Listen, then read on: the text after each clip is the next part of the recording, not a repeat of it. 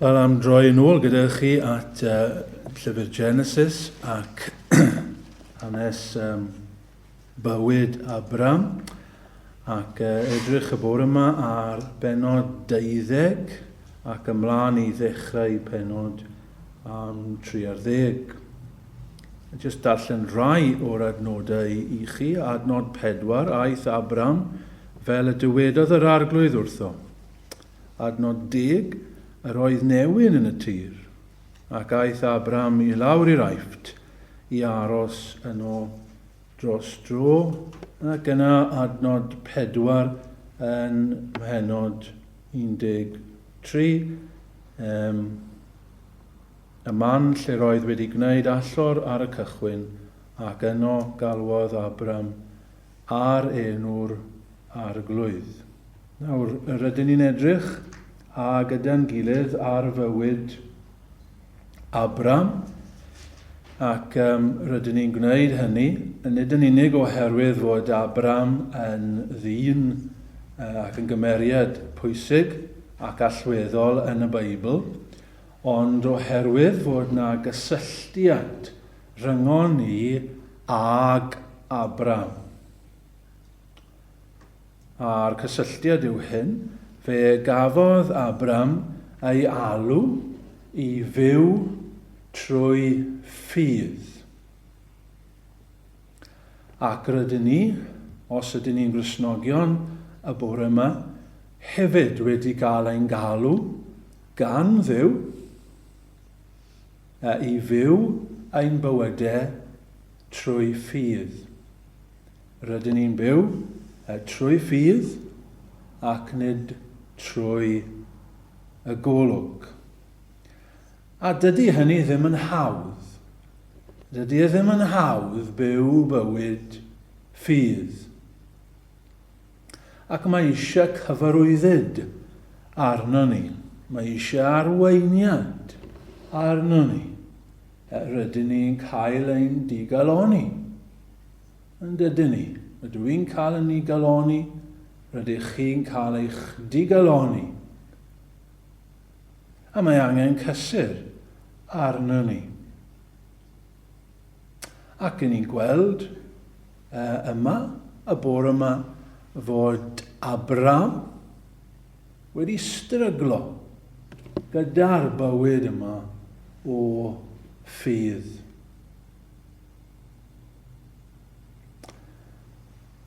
Yr oedd bywyd Abram yn fywyd, allwn ni ddweud, o lan a lawr. Ac mae hynny'n arwain at y 3 phen sydd gen i i'r bregaeth y bore yma. Wrth baratoi fel bob tro, darllen llyfrau, esbonwyr gwrando ar bregaethwyr eraill yn pregethu ar yr penodau hyn.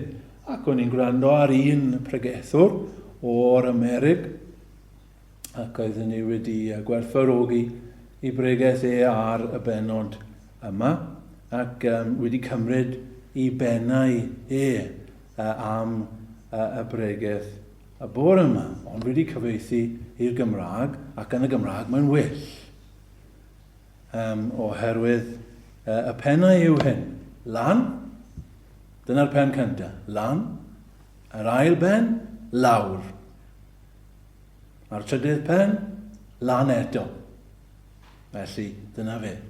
Gyda fe oedd yn up, down, and up again. Ond gyda ni, ni'n ffodus, ni'n cadw llythrennau hefyd. Tair L. Lan, lawr, lan eto. Felly, mae'n hawdd i bawb i gofio pennau y bregaeth y bore yma. Cyn hynny, cyn ein bod ni'n dod at y pennau, mae eisiau ni atgoffa ein gilydd o rai pethau. Mae eisiau atgoffa yn gyntaf o beth yw ffydd. Rydyn ni wedi dweud, mwy nag unwaith, dwi wedi dweud yn barod y bore yma bod ffydd yn hollol angenreidiol. Rydyn ni'n byw ein bywydau ar ffydd. Gallwn ni ddim fod yn Gristnogion heb ffydd. A mae llawer o bobl yn mynd ar gyfeilion ynglyn â beth yw ffydd. Mae llawer o Gristnogion yn mynd ar gyfeilion ar beth yw ffydd sydd yn rhywbeth od, achos heb ffydd, chi ddim yn gallu bod yn Gristion. Ond mae llawer o Gristnogion ddim yn deall. Beth yw y ffydd yma sydd ei angen arno ni? Nid perswadio'n hunain fod rhywbeth yn wir, neu fod rhywbeth mynd i fod yn wir, nid dyna beth yw ffydd. Os fi'n credu rhywbeth digon cryf, fe fydd yn digwydd i fi. Neu, os fi'n gofyn i Dduw am rhywbeth, ac fi'n digon cryf, yn digon o ffydd, credu'r peth digon, fe fydd yn digwydd i fi. Wel, nid na beth yw ffydd. Beiblaidd. Nid positive thinking yw ffydd. Ffydd yw credu gair Duw. Dyna naeth Abraham. Fe ddaeth Duw, fe welson ni hwn o'r blaen, fe ddaeth Duw at Abraham dweud rhywbeth wrtho fe. Dweud rhywbeth wrtho fe. Wi moyn ti wneud hyn. Fi moyn ti adael dy deulu a mynd i'r wlad wy'n mynd i ddangos i ti. Just gair dweud wrtho fe. A fe gredodd Abraham. Fe aeth e. Dyna yw ffydd. Mae e wedi seilio ar air Duw. Dyna pam mae'r gair hyn mor bwysig. Dyna pam mae'r Beibl mor bwysig. Dyma pam mae dyma rhan pwysig yn yr oedfa. Oherwydd rydyn ni'n gwrando ar beth mae Duw yn dweud. Gobeithio yna pam i chi'n dod i'r cwrdd. Oherwydd rydych chi yn moyn gwybod beth mae Duw yn dweud wrthych chi. Ac mae yn dweud wrthych chi fan hyn. A ffydd yw credu hynny. Credu mai dyma beth mae Duw, petai Duw yn dod o'r nefoedd ac yn sefyll yma, dyma bydde fe'n dweud. Does dim angen iddo fe ddod. Mae wedi dweud wrthyn ni, fan hyn, popeth sydd eisiau arna chi am fywyd, mae fan hyn, ffydd yw credu hynny. Ffydd yw gweithredu ar hynny. Ymateb i hynny. A dyna naeth Abraham credu'r addewidion. Cofio hynny hefyd, mae Duw yn addo pethau i ni. Mae'n addo llwyth o bethau i ni. Ac i ni yn credu hynny. I ni'n pwyso ar yr addewidion hynny. Rydyn ni'n byw ein bywydau yn pwyso ar hynny, nid ar bethau eraill. A mae'r pethau yna yn ymddangos yn ffôl yn dyn nhw, weithiau. Roedd Abraham yn 75 pan ddigwyddodd hyn iddo fe. Pan ddaeth Duw ato fe, mae'r tro cyntaf roedd e'n 75 mlwydd oed. A mae'n dweud wrtho fe i adael. Mynd. Ac i mynd i wlad oedd e'n mynd i roi iddo fe. Wel, oedd e'n ymddangos yn hip. Bydde pobl eraill yn dweud wrtho fe, ti bonkers. Beth sy'n bod na ti? Ti 75 setlo lawr. Ac oedd e'n dweud wrtho, fi'n mynd i wneud ti'n genedl fawr. Oedd i'w wraig yn methu gael plant. Doedd dim plant y fawn o Duw yn dweud, ti'n mynd i fod yn genedl fawr. Wel, mae'r peth yn ymddangos yn hirt, yn amhosib. Ond fe gredodd Abraham. Fe bwysodd e ar y ddewyd Duw. Mae Duw yn dweud e, felly mae'n wir. Adnod 4 eto, aeth Abraham. Aeth Abraham. Fel y dywedodd yr arglwydd wrtho fe. Chi'n gweld bobl ifanc? Fydd y byd yn dweud wrth chi, peidiwch, chi'n mad, chi yn bonkers i byw eich bywyd ar beth mae Duw yn dweud. Na, os ys ffydd ydych chi, a gobeithio bydd ffydd ydych chi, byddwch chi'n dweud, na, wy'n credu beth mae Duw yn dweud. Wy'n mynd i seilio mywyd ar beth mae Duw yn dweud. Rydw i'n mynd i fyddhau i beth mae Duw yn dweud. Does dim ots beth mae'r byd yn dweud.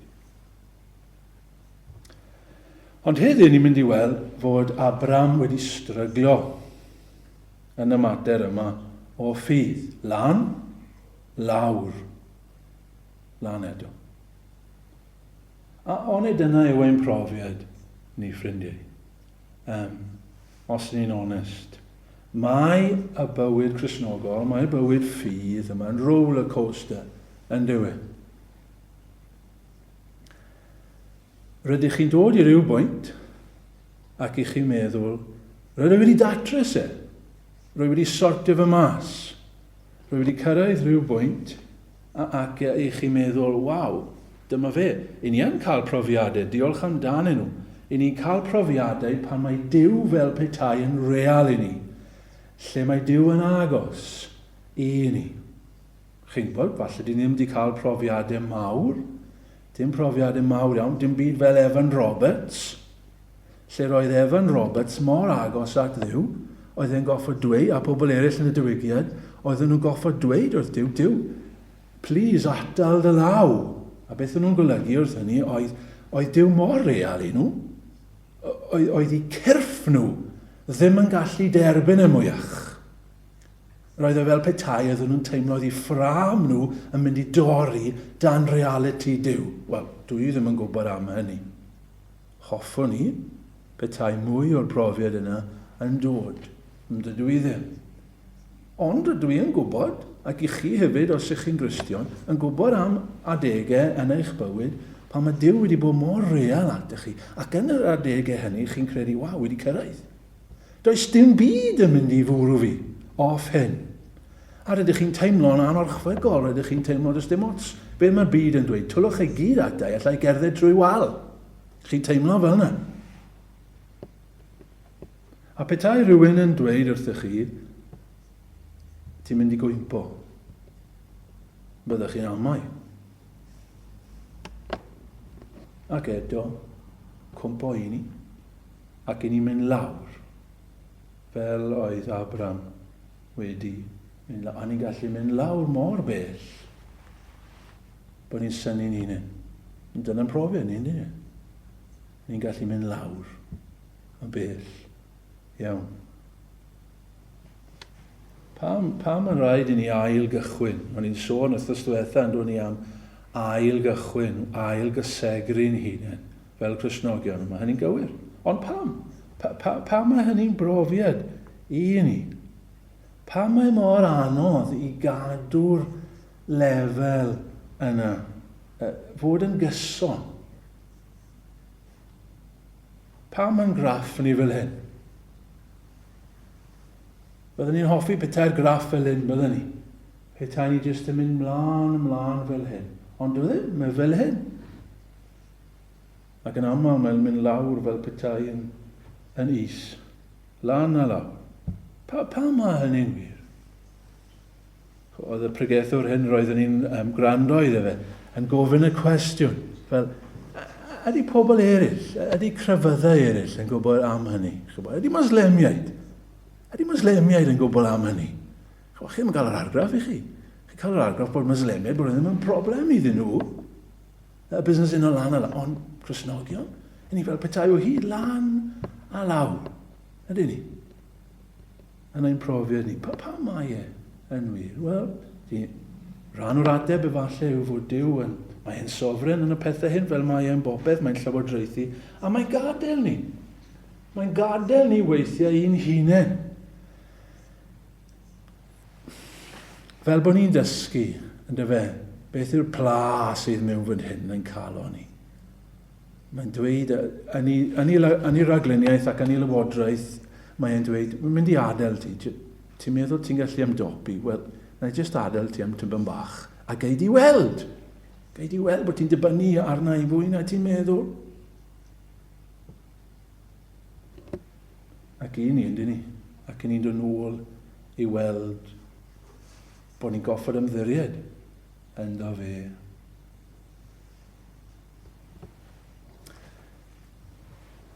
Pen cynta, felly, lan. Adnod 4 eto. Aeth Abraham, fel y dywedodd yr arglwydd wrtho, ac aeth Lot gydag ef. 75 oed oedd Abraham pan aeth allan o Haran. Nawr mae Abraham yn dda fan hyn. Mae Abraham yn gryf. Mae Duw wedi dod ata fe a dweud wrtho fe, gadael hyn i gyd, Abraham. Cer i'r wlad, fi'n dweud wrtho ti. A na gyd oedd gydag Abraham. Na gyd. Gair Duw. Dyma yw ffydd. Gair noeth, gair moel Duw. A mae Abraham yn dweud, wi'n mynd. Adnod 6. Trymwyodd Abraham trwy'r tir, hyd safle Sychem a dderwen More. Y Cananeaid oedd yn y wlad y pryd o'n nhw. Hwna'n ddiddorol, y Cananeaid oedd yn y wlad y pryd o'n nhw. Mae'n arwyddocaol iawn. Oedd Duw wedi addo gwlad i Abraham. Mae Abraham yn teithio, chi'n cofio y map, mae'n teithio o Haran lan fan hyn, lawr, cannoedd o filltiroedd. Mae'n mynd yr holl ffordd nes bod yn cyrraedd y wlad oedd Duw wedi addo. All ni ddychmygu Abraham yn allan ni, yn cerdded ac yn disgwyl mlaen am y wlad yma oedd Duw wedi addo iddo fe. All ni ddychmygu yn ei meddwl am mynyddoedd mawr a chymod afonydd a'r ysgydau yma a anifeiliaid a mae popeth yn edrych yn hyfryd ac yn barod iddo fe. Ond beth sy'n digwydd, mae Abraham ei dylwyth yn cyrraedd a mae'n cyrraedd Canan a mae Duw yn dweud yma ti. A mae Abraham yn edrych rownd a beth mae'n gweld? Cananeaid. Oedd Cananeaid yn y wlad.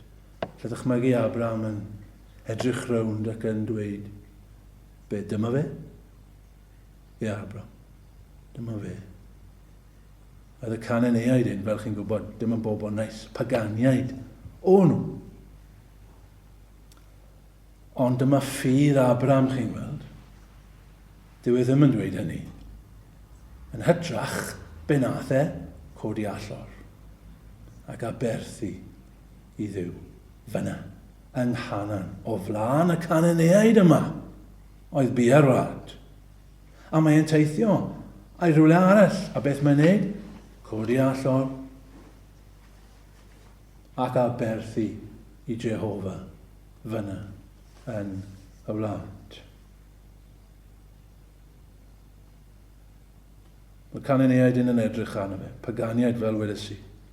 Ac eto, mae'n gryf, mae'n addoli o'i flaen. Mae'n credu Duw, y wlad yma yn dod i ni.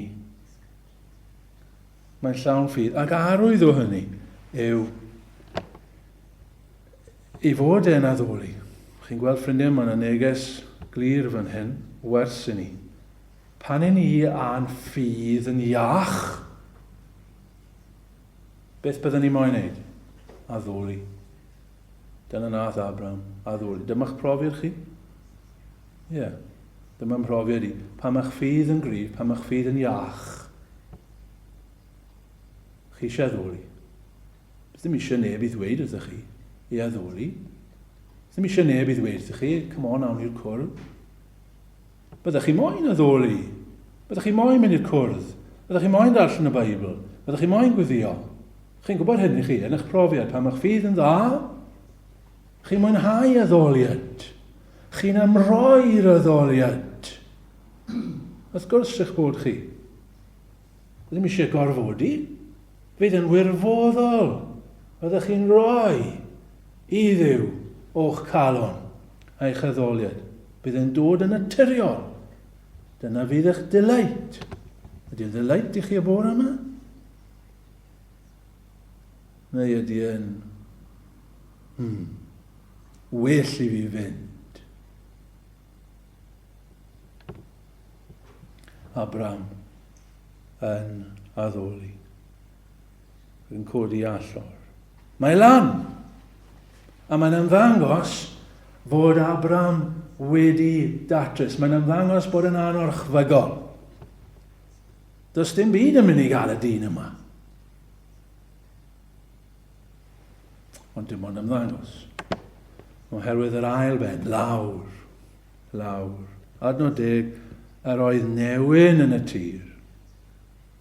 yr oedd newyn yn y tir. Mae hwnna'n arwyddocaol. Bydde yr adnod yna'n dod fel sioc i lot o bobl. Falle wedi dod fel sioc i Abraham, mae yn y wlad. A nawr beth sydd yn digwydd? Newyn. Y wlad, mae Duw wedi addo iddo fe. Mae yna newyn yna. Dyma ddyn sydd yn ewyllus Duw. Dyma ddyn sydd yn rodio gyda Duw. Dyma ddyn sydd yn rodio nghyfraith yr arglwydd. Ac yn myfyrio ei gyfraith ef ddydd yn os, ac eto mae yna newyn yn dod i'w rannu yn y tir. Chi'n gweld, bydde rai yn dweud, bydde rai Cristnogion yn dweud, dim cymaint yng Nghymru oedd yn meddwl, ond falle yn America, falle chi'n clywed nhw ar y teledu os oes sianel gyda chi. Fi'n cofio fy hun gwrando ar rhai o'r Cristnogion yma o America. Ac yn dweud, os ych chi'n Gristion, byddech chi ddim yn profi newyn. Os ych chi'n byw yn gyson i Dduw, fe fydd na pethau allanol yn cadarnhau hynny. Ac weithiau, chi'n gwybod, mae rhyw dueddiad i ni yn hynny, mae rhywbeth mewn fan hyn am dynnu ni at hynny hefyd. Os fi'n byw yn agos at Dduw, fe fydd Duw yn dangos hynny yn yr allanolion. Fe fyddai'n cael bywyd llwyddiannus. Byddai'n cael iechyd. Byddai'n cael arian. Ac yn y blaen. Dyw Beibl ddim yn gwybod dim am hynny. I ddweud y gwir, mae'r Beibl yn mynd yn groes i hynny fel. I ni'n gweld fan hyn. Roedd Abraham yn rodio gyda Duw. Ac eto, mae newyn yn dod i'w rannu. A fe gewch chi broblemau os ych chi'n blentyn i Dduw. Fe gewch chi broblemau. Fe fydd unigrwydd, efallai, na newyn sydd yn dod yn ei weithiau. Just unigrwydd. Neu dlodi o ryw fath. Neu just cystydd. Ryw fath o gystydd. Problemau. Moses, fe ddaeth problemau Moses, do fe? Oedd y bobl yn boen iddo fe. Cwyno iddo fe trwy amser. Dafydd. Oedd Dafydd yn ddyn wrth fodd calon Duw.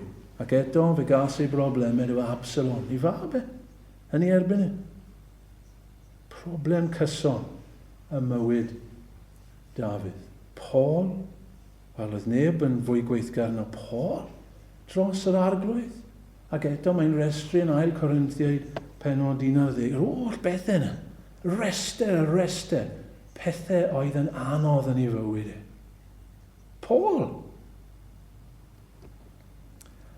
A dyma Abraham yn profi newyn. A chi'n gwybod, ffrindiau, fe barodd hwnna iddo fe gwmpo. Fe faglodd e. Fe simsanodd e. Fe adawodd y wlad. Do fe? Oedd Duw wedi addo y wlad Canan. Ath e lawr i'r Aifft. Fe fethodd e. Ac yn yr Aifft, chi'n cofio'r hanes fe ddarllen ni, fe ofnodd e. Y dyn oedd mor gryf ar dechrau, o flaen y Cananeaid, mae'n mynd lawr i'r Aifft, a nawr mae'n ofni. Chi'n cofio'r manylion? Oedd ei wraig e, Sarai, yn brydferth iawn. Mae rhaid bod hi'n brydferth iawn, mae rhaid bod hi'n wraig arbennig. 74, mae rhaid bod yn ofalus beth fi'n dweud fan hyn, ond 74 oedd ei oedran hi. Sarai, ac eto, roedd Abraham yn iawn. Nid just rhyw ŵr, a chi'n gwybod sydd yn meddwl bod i'w wraig yn brydferth. Beth bynnag. Ond oedd e'n iawn, oedd yr Eifftiaid yn mynd i. Ffansio hi, 74. Falle rhywbeth yn wahanol yr amser hyn o ran gwragedd. Chi bod nhw'n byw yn hun. So falle roedd 74, falle chi dal yn sprint chicken, oedd ddim yn gwybod. Ond oedd Abraham yn poeni bod yr eifftiaid yma mynd i fynd amdani a'i chipio hi. So mae'n dweud wrthi, yna ffafor dweud mae dy chwaer ydw i. Oedd yna'n wir, oedd yn hanner gwir, oherwydd roedd hi yn hanner chwaer i Abraham. Ond fe ofnodd e. A fe ddwedodd i wraig mewn peryg ofnadw. Achos mae ffarw yn dod ac yn ei chipio hi. A dyn ddim yn gwybod am manylion yn llawn, a dyn ddim yn gwybod am manylion efalle. Ond mae beth nath Abraham, mwyn i lai wedi gwerthu i wraig e. Achos mae ffarw wedi'n rhoi'r holl bethau hynny, i defaid a synod camelod. Mae'n mynd yn gyfoethog. Ond mae wedi bod yn gwerthu i wraig e. Amen. Ein gwbl gywilyddus, be nath Abraham. A mae ffarw yn ei gyrraeddu yn diwedd, ar y diwedd. Mae'n ffind o mas am hyn. A na chi beth gwael, pa mae rhywun o'r byd yn cyrraeddu Cristion. Falle chi wedi cael y profiad yna. Mae'n digon gwael pa mae Cristion yn cyrraeddu chi. Ond pa mae rhywun o'r byd yn cyrraeddu chi. Mae hynny'n wath. Mae Abraham yn methu. A mae'n mynd lawr. Ond chi'n gwybod ni'n falch yn dyn ni bod hyn yn y Beibl, o'r ydw i'n falch fod Abraham wedi methu, oherwydd rydw i wedi methu. Rwy wedi llithro. Rwy wedi siomi fy hun, siomi eraill, siomi Duw. Moses, fe gwybod e. Dafydd, fe gwybod e hefyd. Pan ni'n mynd lawr, ffrindiau, dyn ni ddim yn achosion unigryw. Dydy ddim yn anobeithiol. Diolch am hynny, diolch am onestrwydd y Beibl. Os falle bod rhywun yma bore yma, a i chi lawr. Dwi ddim yn anobeithiol. Mae yna eraill sydd wedi bod yn raifft o'ch blaen chi fel Abraham. Mae yna ffordd mas. Diolch am hynny. A mae yna'n dod yn ni at y trydydd pen. Lan eto. Adnod 1 ymhenod 13. Yna aeth Abraham i fyny o'r Aifft, i'r Negef, ef a'i wraig, a'i holl eiddo, a hefyd Lot. Fe aeth Abraham i'r Aifft, dyle fe ddim wedi. Ond dim ond am amser. Aeth i fyny, dath e nôl, dath e mas. Wel, ffrindiau, does neb wedi meistroli y bywyd yma o fyw trwy ffydd. Does neb wedi meistroli sut i byw fel Cristion yn berffaith. Ac ych chi'n falch am hynny os ych chi'n blentyn i Dduw y bore yma. Achos does dim rhaid i ni aros. Does dim rhaid i ni aros yn yr Aifft. Falle fyddwn ni'n yn hir. Mae'n bosib aros yn hir. Rhy hir. Ond dyn ni'n gallu codi eto. Daliwch ar hynny o bore yma. Ffrindiau, pam? Pam hynny? Pam does dim rhaid i blant Duw aros yn yr Aifft? Wel, yr ateb yw ffyddlondeb Duw. Adnod 17. Grindewch yr adnod hyn. Yn Duw yn ryfedd. Adnod 17. Ond trawodd yr arglwydd ffarw a'i di a fflai mawr o achos Sarai, gwraig Abraham. Chi'n meddwl, mae'n rhyfedd. Mae Abraham i'w was e wedi methu. Mae wedi bod yn gwbl gywilyddus beth mae wedi wneud. Ond mae Duw yn cofio i addewid e. Beth oedd y ddewid Duw adnod 3? Bendithiaf yr hais sy'n dyfendithio a melltithiaf yr hais sy'n dyfelltithio. Oedd Duw wedi addo, roedd Abraham ddim wedi bod yn ffyddlon. Ond roedd Duw yn cofio ddewyd. Mae Duw yn aros yn ffyddlon. Roedd Pharaoh wedi mynd ar ôl i wasau. Mae Duw yn dod ac yn ymyrryd. Ond dydy hynny yn efengyl i ni, ffrindiau. Sawl gwaith i ni wedi methu. Sawl gwaith dwi wedi methu. Sawl gwaith ydw i wedi cwmpo. Ond mae Duw yn aros yn ffyddlon. Mae beth mae Paul yn dweud wrth Timotheus. Os ym ni heb gredu, eto y mae e fe yn aros yn ffyddlon. Nes gall e fe ei wadu ei hun. Does dim rhaid i ni aros yn yr aifft, ffrindiau. I ni gallu codi o fyna. Chi'n cofio Samson? A Samson fel Abraham wedi methu. Ac yn wael. Cofio ei wallt yn mynd. Wedi roi'r gyfrinach. A'i wallt yn diflannu. Ond chi'n cofio beth ddigwyddodd? Fe ddath ei wallt nôl yn dyfe. Diolch fod ein gwallt ni. Wastad yn tyfu nôl, yn ysbrydol. Bydd yn dod nôl. Os ych chi'n blentyn i Dduw, fe ddaw yn nôl. Ac adnod 3 a 4, teithiodd ymlaen o'r Negef hyd Bethel, i'r man rhwng Bethel ac Ai lle roedd ei babell ar y dechrau, y man lle roedd wedi gwneud allor ar y cychwyn.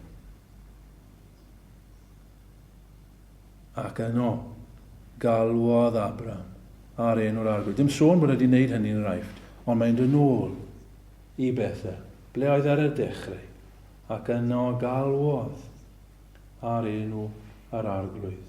Falle y bore yma rydych chi lawr, falle y bore yma rydych chi mewn lle dylech chi ddim fod.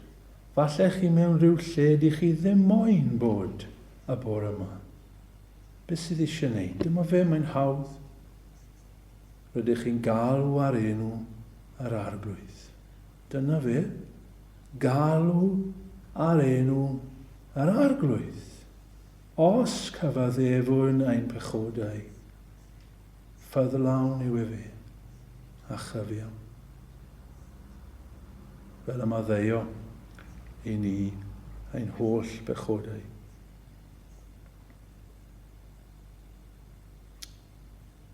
Dyw ar ôl y ras i ni gyd, i alw ar enw yr arglwydd. Amen.